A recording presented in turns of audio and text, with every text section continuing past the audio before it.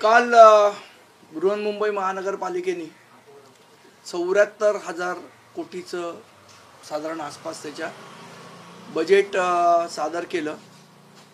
अनेक त्याच्यामध्ये महसूल उत्पन्न वाढीच्या दृष्टीने महत्त्वाचे असे निर्णय त्याच्यामध्ये दाखवण्यात आले। तर एक महत्त्वाचा निर्णय आहे, झोपडपट्ट्यांमधल्या ज्या कमर्शियल गाळे आहेत त्याच्यावर टॅक्स लावण्याचा त्यांनी प्रस्तावित केलेला आहे।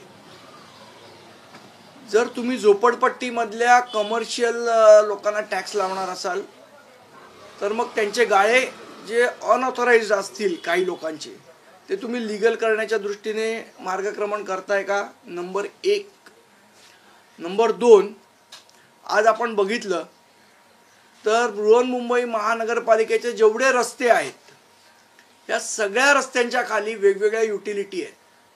म्हणजे फॉर एक्झाम्पल महानगर गॅस लिमिटेड असेल, वोडाफोन असेल, एअरटेल असेल, जिओ असेल, या जमिनी कोणाच्या आहेत? या जमिनी कोणाच्या मालकीच्या आहेत? तर या जमिनी महानगरपालिकेच्या मालकीच्या आहेत। त्याच्या खाली असलेल्या युटिलिटी ज्या आहेत या कोणाच्या मालकीच्या आहेत? तर या सगळ्या या प्रायव्हेट प्लेयर्सच्या मालकीच्या आहेत। मग या प्रायव्हेट प्लेयरला आपण फुकट आपल्या जमिनी का वापरायला देतोय? याच्यातनं प्रायव्हेट प्लेयर्स सगळ्या कंपन्यां मिळून साधारणपणे पूर्ण वर्षभरात 30 ते 35,000 कोटीचा रेव्हेन्यू हा फक्त मुंबईमधनं जनरेट होतो। मग त्यातला 2-3 हजार कोटीचा रेव्हेन्यू महानगरपालिकेला का शेअर होत नाही? जर आमच्या तुम्ही जमिनी वापरताय, त्यातनं तुम्ही उत्पन्न घेताय, त्यातनं तुम्ही प्रॉफिट करताय 30-35 हजार कोटीचा, तर मग त्याच्यातले 10% तरी रेव्हेन्यू महानगरपालिकेला शेअर केला त्यांनी, तर मला असं वाटतं 3,000 कोटींनी महानगरपालिकेचं इथेच उत्पन्न वाढेल। एका ठिकाणी तुम्ही जे झोपडपट्टीत राहणार आहेत त्यांना टॅक्स लावताय, एका ठिकाणी तुम्ही पूर्ण जो कचऱ्याची साफसफाई आहे त्याला टॅक्स लावताय। त्याच्याबद्दल माझं म्हणणं नाही, जर एखादी सुविधा तुम्ही देताय तर त्याचा टॅक्स घेतला पाहिजे। पण ज्या महानगरपालिकेच्या रस्त्यांच्या खालच्या सुविधा ह्या प्रायव्हेट मोठ्या मोठ्या कंपनी वापरतायत, मग त्यांना कर का नाही? त्यांना करातनं ही सूट का दिली गेलेली आहे? त्यांच्याकडनं एखादा रेव्हेन्यू का उत्पन्न करून घेतला जात नाही? हा आमचा या बजेटच्या माध्यमातून सर्वात मोठा प्रश्न आहे। कारण आता शेवट हे पत्रकारांसमोरच मांडावं लागणार, पत्रकार परिषदेच मांडावं लागणार। कारण गेले 3-3 वर्ष महानगरपालिकेमध्ये प्रश्न विचारण्यासाठी कुठली जागाच ठेवलेली नाही, कारण सभागृह बंद आहे। प्रश्न विचारायचे तर कधी विचारायचे आणि कुठे विचारायचे? नंबर 1। नंबर 2, आपण बघितलं तर ते आरोग्याचं जे बजेट आहे साधारण मला वाटतं 2,500-3 हजार कोटी रुपये त्यांनी आरोग्यासाठी दिलेले आहेत। मुळात विषय असा आहे की जी महानगरपालिकेची हॉस्पिटल्स आहेत, मग ते केएम असेल, नायर असेल, सायन हॉस्पिटल असेल, यासारखी जी मोठी हॉस्पिटल्स आहेत, इथे आपण बघितलं तर प्रचंड प्रचंड प्रचंड प्रमाणात गर्दी असते। मुंबईचा जो नागरिक जो या महानगरपालिकेचा आम्ही कर भरतो, आम्हालाच या हॉस्पिटलमध्ये जागा नसते। आणि आपण बघितलं तर परराज्यातले अनेक लोक या हॉस्पिटलच्या सुविधा घेताना दिसतात। सुविधा घेण्याबद्दल पण आमचं म्हणणं नाही, आमचं म्हणणं एवढंच आहे, बाकीच्या राज्यांमध्ये, मग ते बाजूचं गुजरात असेल, तर उत्तर प्रदेश, बिहार, कुठलंही राज्य असेल, तिकडनं लोक येतात आणि ते केएम, सायन, नायरमध्ये उपचार घेतात। जर ते त्यांच्या राज्यात त्यांची स्वतःची चांगली हॉस्पिटल बांधणार नसतील, लोकांना सुविधा देणार नसतील, तर ह्या सगळ्या लोकांचा भार हा मुंबईकरांनी का सहन करायचा? मुंबईकरांनी कर भरायचे आणि त्याच्या सुविधा सगळ्या बाहेरनं राज्यातनं येणारे लोक घेणार। या गोष्टीला आमचा विरोध आहे।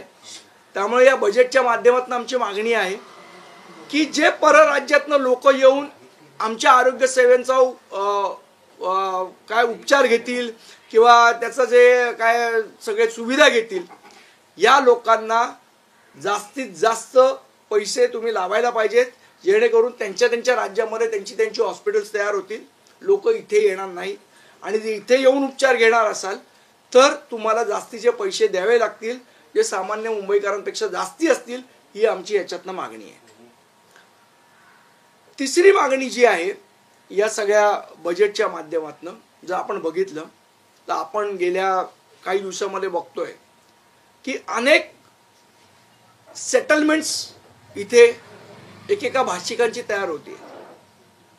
म्हणजे फॉर एक्झाम्पल इथे बाबा ही सोसायटी आहे, ही जैन सोसायटी आहे, इथे बाकी मराठी माणसाला अलाउड करणार नाही, अशा प्रकारच्या ज्या सोसायटीज तयार होत आहेत त्यावेळेला महाराष्ट्र नवनिर्माण सेनेनी एक ठराव मांडला होता, सभागृहात ठराव मांडला होता की जे लोक खाण्यापिण्याच्या आधारावर, भाषेच्या आधारावर भेदभाव करतील त्या सोसायटीच्या किंवा त्या बिल्डरच्या ओसीज रद्द केल्या जाव्यात, ही आमची मागणी होती. बरं, याला शेवट आपल्या कॉन्स्टिट्यूशननी म्हटलंय ना की कोणी कुठेही घर घेऊ शकतं. मग या सेटलमेंट्स तयार कशा होत आहेत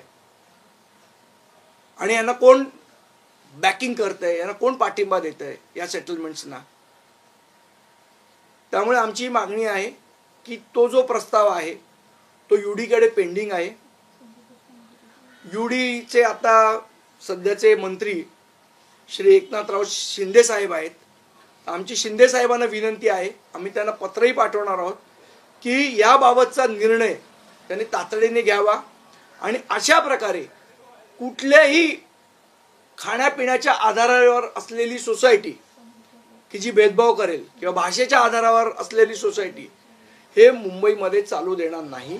त्यामुळे त्याच्या संदर्भातला शासनाने निर्णय करावा आणि अशा ज्या सेटलमेंट्स असतील की जिथे आम्ही मराठी माणसांना घरच विकत नाही, आम्ही नॉनव्हेज खाणाऱ्यांना घरच विकत नाही, या सगळ्यांना त्यांनी चाप बसवावा आणि त्यांची ओसी रद्द करावी, ही आमची जुनी मागणी आहे. ती या बजेटमध्ये कुठेही दिसली नाही किंवा त्याचा उल्लेख दिसला नाही, म्हणून मी प्रामुख्याने उल्लेख करतोय. आणि चौथा मुद्दा, राज्य शासनाकडे महानगरपालिकेचे 9,600 कोटी रुपयाची थकबाकी आहे. ती राज्य शासनाने मुंबई महानगरपालिकेला त्वरित परत करावी. आज कोस्टल रोडची जरी सुविधा असली, आज आपण बघतो की मीरा रोड भाईंदरचा पण खर्च महानगरपालिकेला करायला सांगतात. जर आम्हाला खर्च करायचा असेल तर पैसे नकोत का महापालिकेला? तर राज्य शासनाने त्यांची तरी देणी द्यावीत. 9,600 कोटीची जी थकबाकी आहे ती, आणि ऑक्ट्रायपोटी जे नुकसान महानगरपालिकेचं झालंय तेही मला असं वाटतं या बजेटमध्ये प्रस्तावित 14,000 कोटी दाखवलेलं आहे, तेही पैसे महानगरपालिकेला त्वरित मिळावेत. या आमच्या प्रामुख्याने या बजेटच्या माध्यमातून मागण्या आहेत. संदीपजी, एक महत्त्वाचा मुद्दा अजून आहे की आपल्याकडे MMRDA, MSRDC अशा वेगवेगळ्या यंत्रणा असताना सुद्धा दहिसर ते भाईंदर हा जो कोस्टल रोडचा उत्तर कोस्टल रोड जो आहे त्या कोस्टल रोडसाठी साधारणतः 3-3.5 हजार कोटी मुंबई महानगरपालिका देणार आहे. आदित्य ठाकरे यांनी त्याच्यावर असं म्हटलेलं आहे की माझ्याच कारकिर्दीत हा प्रकल्प तयार झाला होता, परंतु त्यावेळेला आम्ही अशी उपाययोजना केलेली होती की ज्या ज्या महानगरपालिकेचा तो भाग असेल त्या महानगरपालिकेनं त्या खर्चामध्ये कॉन्ट्रीब्युशन द्यावं. असा कुठलाही प्रकार कालच्या अर्थसंकल्पात दिसला नाही. सगळा खर्च ही मुंबई महानगरपालिका उचलणार आहे. नाही, मी तुम्हाला तेच सांगितलं ना, सध्या मुंबई महानगरपालिकेला लुटण्याचं काम चालू आहे. मग ते 5-5 वर्षाची काही लोकांना कंत्राटं दिली गेलेली आहेत, जी महानगरपालिका जनरली 2 वर्षाची देते. मग हे पैसे कशासाठी दिले जात आहेत त्या कंत्राटांना, याच्यासाठी तर ॲडव्हान्स पण दिलेले आहेत. आता असं आहे की महानगरपालिकेचं उत्पन्नाचे स्रोत लिमिटेड तुम्ही करून टाकताय आणि खर्च महानगरपालिकेवर टाकताय. राज्य शासन स्वतःची जी देणी आहेत महानगरपालिकेची ती देणी देत नाही आहेत. तुम्ही आज जिओ असेल, एअरटेल असेल, वोडाफोन असेल, यांना कुठलेही टॅक्स लावत नाही आहेत. जमिनीखाली त्यांच्या युटिलिटी आहेत. MGL असेल, यांच्या युटिलिटी आहेत. मग यांच्याकडनं टॅक्स का वसूल केला जात नाही? का यांना ही फ्रीडम दिली जाते? का यांच्याकडनं पैसे घेतले जात नाहीत? हे महत्त्वाचे प्रश्न इथे येतात.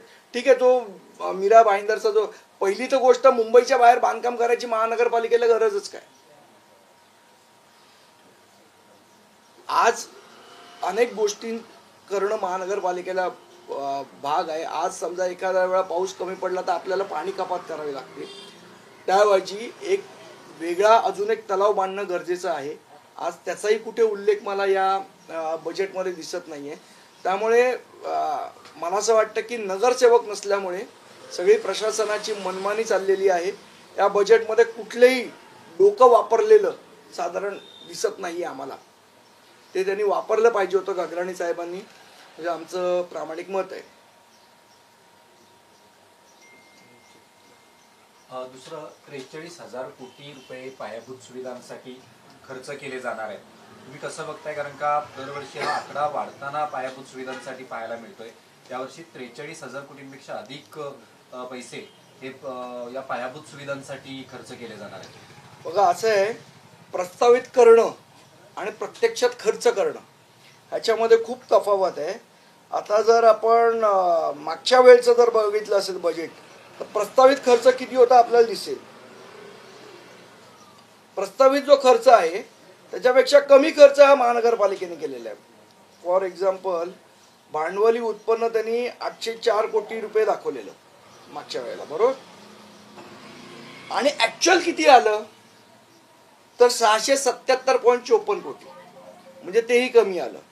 त्याचप्रमाणे जो खर्च आहे, जो भांडवली उत्पन्नाचा जो दाखवलेला आहे, भांडवली खर्च विशेष प्रकल्पासाठी, तो 3,361 कोटी रुपये प्रस्तावित केलेला होता.